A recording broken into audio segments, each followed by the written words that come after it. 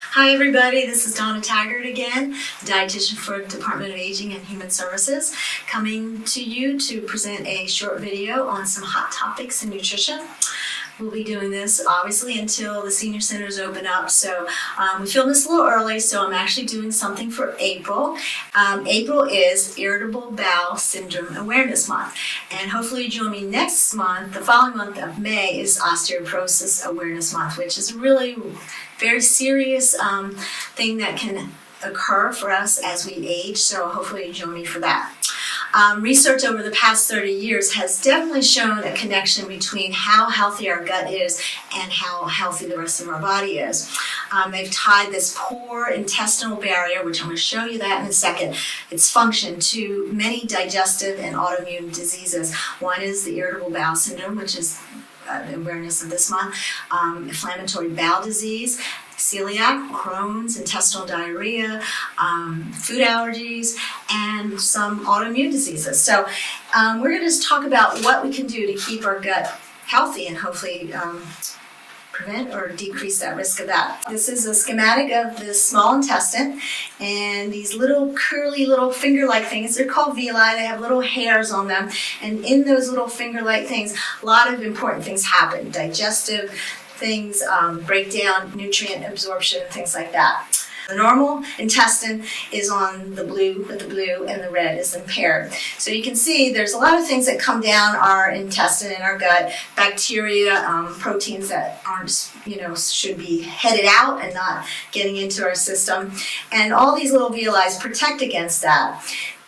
Down below that is a layer where the immune system happens. 70% of our immune system is in the bottom layer, where all these little cells called T cells live. And when something gets through these little sections, they go over and attack, and there's inflammation. And if it's chronic inflammation, that's not good. These little sections that hook these little sections together are called the tight junctions. And if they split apart, these bacteria and things can get through. There's all this inflammatory reaction happening, and it can really affect our health. So we're going to talk about how do we keep these little tight junctions nice and tight so this kind of action doesn't happen. Okay, so let me just flip over here. There's some dietary patterns and nutrients that actually can help those tight junctions. The number one is dietary fiber. Most Americans get probably a third of what we should get with dietary fiber because we eat a lot of processed foods, a lot of things that aren't whole grains, not a lot of fruits and vegetables, and that's where fiber is. There is a number of special carbohydrates. They're called fermentable carbohydrates. They come down into our intestine. We don't break them down, but those bacteria that live in the intestine, they break them all down, and they produce things called short-chain fatty acids. What does that mean? That is something that protects all those little villi from getting attacked. One of them is called butyrate. It's especially if you've seen commercials on TV about oatmeal and they talk about beta-glucan, that produces butyrate. So I'm going to tell you the list off the fermentable carbohydrates, and hopefully next to me you'll be seeing them.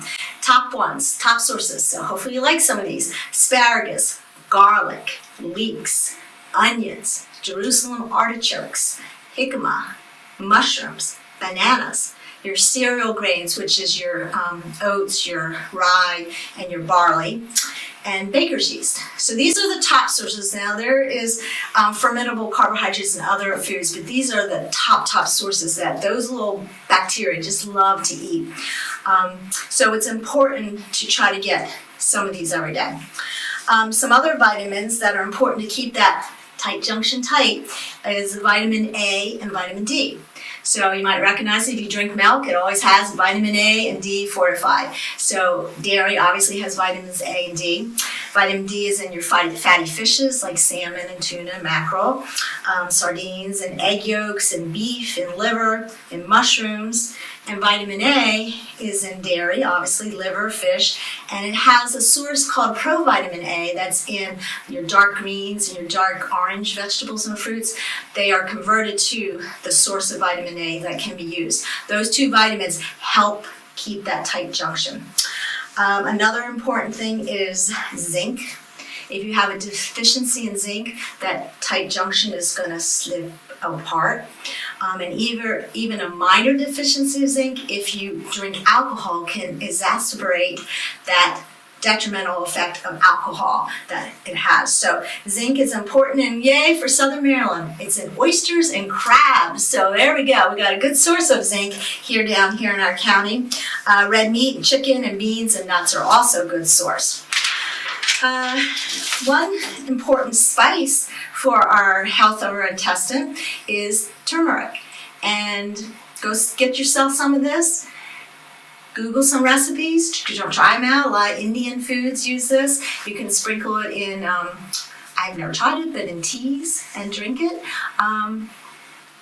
Give it a shot, see what you think. They have definitely shown this spice is very important in your intestinal barrier. Green tea is also, because it has EGCG, which is a component that, again, helps protect that tight junction. Another interesting one is omega-3 polyunsaturated fats. They actually help repair. If there's been an injury from something in your intestine, those omega-3s will come over and repair them and decrease the risk of inflammation. So I think most of us know they're in fatty fishes, seafood, deep sea fishes like salmon and mackerel and sardines, tuna. Also in flax seeds, walnuts, and beans. Here's the trick with omega-3s. There's another fatty acid called omega-6s. They're in what a lot of Americans tend to eat. Processed foods, margarines, corn, soybean oil. They're pro-inflammatory. So if you have, here's your 3s and here's your 6s. If you have a balance, that's pretty good, but you really want to have more omega-3s than 6s, so these are available to really do their job. If your 6s get higher than their 3s, that's not good at all. And unfortunately, a lot of Americans' diet, the 6s are much, much higher than the 3s. So to get that to balance about higher, eating the fish a couple times a week, nuts, sprinkle nuts on your salad, put them in your oatmeal. Flaxseed, another thing you can sprinkle on, and put it in everything. You don't really even notice it. I throw it in oatmeal all the time. So that's another good way to get omega-3s. Another nutrient is glutamine. Glutamine is an amino acid that's part of the building blocks of protein. Glutamine specifically helps rebuild and repair the intestine. So glutamine, because it's amino acid, it's in proteins. It's very prevalent in meats, but especially grass-fed beef. So, if you're going to the store and you're like, oh, do I want to pay a little bit more for this grass-fed beef? Does it really matter if the cows are eating, grass or whatever? Yes, it does as far as the glutamine content, so that might be a good thing to think about for your intestine. Also, wild-caught fish. So again, there's a lot of farmed fish. Look for ones that say wild-caught. They're going to have more glutamine in them. Also, bone broth. If anyone likes bone broth, that's another good source of glutamine. Certain things are risky for your intestine. High-fat diets, especially when they're saturated fats from, animal sources, that's going to inflame the gut, irritate the gut. So here's a little trick though. When you eat something really fatty, say you're like, oh, I just want to go to Five Guys and get a big greasy hamburger. Well, maybe run next door and get a salad from Panera and put those two together, because the polyphenols that are in plants, in salads and fruits and vegetables and stuff, they actually protect against those high fat meals. So I'm not saying to do it all the time, but you get a hanker or something, you're like, I know this is not good for me. Instead of having the greasy French fries with it, maybe have the salad, and it's going to actually help decrease that risk, because the presence of those phenols in the intestine along with those fats are going to bind those up, and you're not going to have as much damage from it. High sugar. If you saw my added sugar presentation, please, if you didn't, go back and see that, because high sugar amount can definitely be bad for that junction. It splits those junction things apart. And I mentioned before, alcohol is a definite problem. The recommendation, if you don't drink alcohol, don't start drinking, but if you do, 1 drink per day for women and 2 for men is what's recommended. And a drink is small, like 1.5 ounces of hard liquor, 12 ounces of beer, or 6 ounces of wine, and that should be your limit. They have done a lot of research about probiotics. I've been talking about them a lot.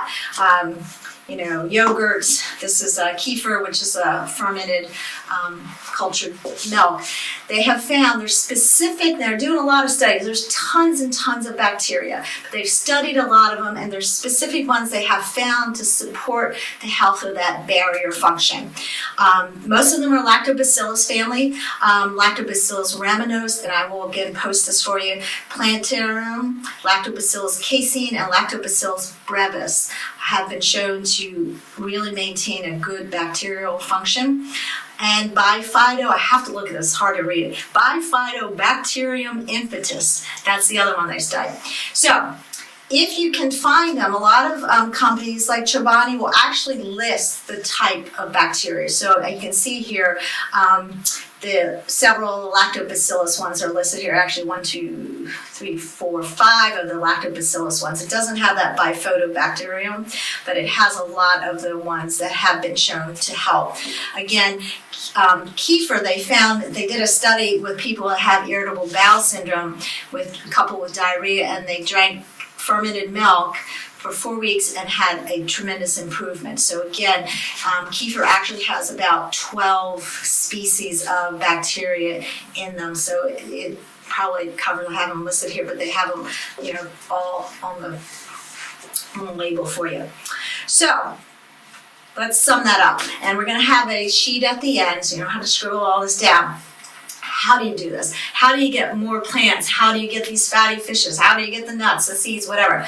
Consider a Mediterranean diet. I know I've said this many times. It seems like Mediterranean diet's the go-to. You got risk of type 2 diabetes, follow Mediterranean diet. Heart disease, Mediterranean diet. Certain cancers, Mediterranean diet. It really has been shown to address a whole boatload of chronic diseases. So again, here, keeping your gut, it makes sense. When your gut is healthy, the rest of your body can kind of follow. They found links with healthy gut with even your brain. So consider the Mediterranean diet. There's lots of information out there. I'm not going to go into the Mediterranean diet now, but it's basically a plant-based diet with lots of nuts and seeds and cultured dairy like yogurts and stuff like that. If you feel like you want to talk to me more personally, you can feel free, and at the end will be my email and my phone number. You can contact me and we can talk all you want to see how can you even make small changes. Even a few steps towards a Mediterranean diet can make a big difference. So definitely call me if you have questions about that. To minimize your alcohol intake, if you're a big drinker, think about cutting back. 3, a frequent intake of those fermentable carbohydrates. Again, that list was hopefully posted, but we'll put it on up again. Asparagus, garlic, leeks, onions, mushrooms, bananas, cereal grains, variety. Try to have something each day of one of those at least. If you think you might not like eating too much fish, and you might want to consider a fish oil supplement. But again, sometimes the doctor can check for your levels to see if you do have enough of those fatty acids in your system. Also, check your vitamin D levels. Very important. If you don't have enough vitamin D, you're not getting out in the sun with the weather up here and ice and all this stuff, you might have a drop in your vitamin D levels. If you don't drink dairy, which is probably the best source of vitamin D around in natural form besides sunlight, you might need a supplement. So again, to talk to your physician about that. Consider turmeric. I hope I'm saying that, turmeric. Everyone has a different way to say it, but you know what it is. It's an Indian spice. Consider using that in your cooking. Try a few recipes. If I had the chance to have this in a real setting at a senior center, I probably would have done a little demo of some recipe, but I might even consider putting a recipe at the end of this to give you at least something to try. So look for that. And basically, it sounds like a lot to do, but it's not. It's just trying to, work more fruits, vegetables, whole grains, nuts, seeds, cultured fermented foods into your diet. So hopefully you can stay safe and stay healthy, eat healthy, and someday we'll get each other again in one of the senior centers. But I hope you enjoyed this talk, and I'll see you next month with osteoporosis. Thank you.